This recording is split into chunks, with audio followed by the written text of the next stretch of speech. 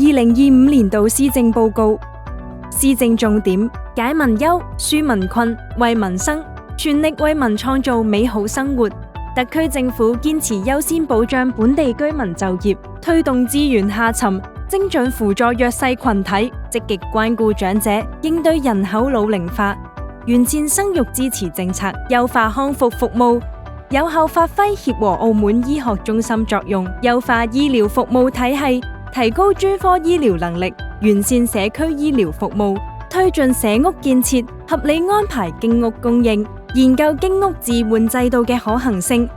優化政府長者公寓服務，加快都市更新，合理利用土地，完善交通治理，建設綠色澳門，打造美麗澳門，整治市容市貌，優化青年政策，推出支持青年到大灣區就業計劃，全力辦好15運會和殘特奧會。